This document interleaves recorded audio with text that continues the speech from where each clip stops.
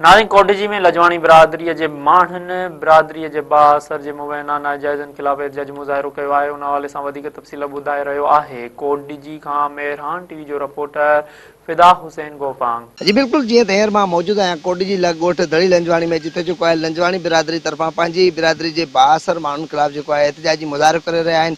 अचो त मुज़ाहिरनि सां ॻाल्हि कयूं था त उन्हनि जो छा शादी हुई, उन शादी में असां घोट पाण आहियूं, अचूं पिया जीअं फटाका बटाका थींदा आहिनि ख़ुशी जे मौक़े में, ईअं असां हलायूं पिया। चऊं अमीर बख्श लंजवाणी इतराज़ कयो त तव्हां न कयो। असां चयो बाबा असां ख़ुशी पंहिंजी कंदासीं।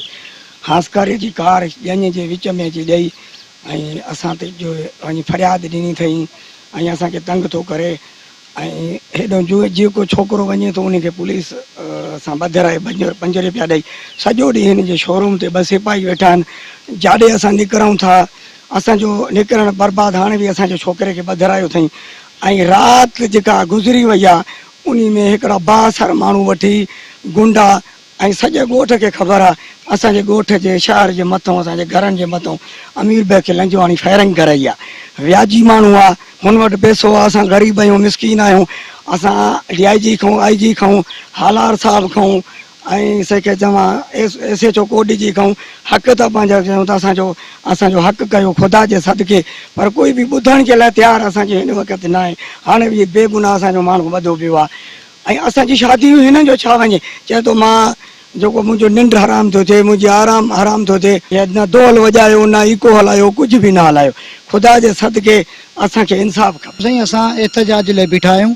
असांजो एहतजाज अमीर बख्श लंजवाणी जे ख़िलाफ़ आहे, जेको पैसे जे ज़ोर ते 2-3 रुपया कमाया थी विया, हेॾो हेॾो हलाए ग़रीबनि सां ज़ुल्म करे। उन सां ॿ गुंडा हिकिड़ा गॾु आहिनि, उस्ताद मखणो ऐं पंहिंजो मुर्तज़ा, उन्हनि जे ज़ोर ते पुष्करनि जे ज़ोर ते राति बि फायरिंग कराई थी। असांजी शादी उन जे विच में अची हिन जो ॼञ अचे पई त हिन जो कमु आहे साइड करे बीहे। उन जे विच में पियो का छुछड़ी लॻी आहे न लॻी आहे ख़ुदा बहितर जो आहे, लॻी आहे त एॾो ज़्यान कोन्हे, न हुन सां क्लियर बि कोई शइ आहे त बाबा हे ज़्यान असांजो थियो आहे। त बि ज़ोरी हाणे पुलिस रिपोर्ट कई अथई असांजो छोकिरो खणी वई आहे, बेगुनाह कोई हिन जो ज़्यान थिए आहे त अचे कंहिं ॻाल्हियूं करे या का ॻाल्हि, पर न अर्ज़ु आहे हिकिड़ो असां मिसकिननि जो त व्याजी माण्हू अमीर बख्श लंजवाणी असांखे बहितर बिल्कुलु नाइंसाफ़ी कई आहे, असां ज़ुल्म थो करे। हाणे बि असांजो छोकिरो भाॼी वठणु वियो आहे जंहिंखे पुलिस खां वठी ॿधरायो अथसि ऐं पुलिस बि हुन जी ॿुधे थी, असां ग़रीबनि मिसकिन जी नथी ॿुधे। असां कंहिं बि चङे माण्हू खे ऐं राति असांजे 12 बजे सॼे ॻोठ खे ख़बर आहे, लाशारी चाकराणी हिनखे साख ते घुराए हुकूमत पुछे त राति 12 बजे फ़ोन फायर कया अथसि ऐं अहिड़ा गुंडा माण्हू आंदा अथसि धमकियूं थो ॾिए। असां मिसकिननि सां न का को बि ज़िमीदार पाड़े जो या को SHO असां मिसकिननि जी ॿुधे ई कोन थो, इन व्याजी जी ॿुधे थो। जेको असां शहर माण्हू वञे थो उनखे ॿधराए थो छॾे।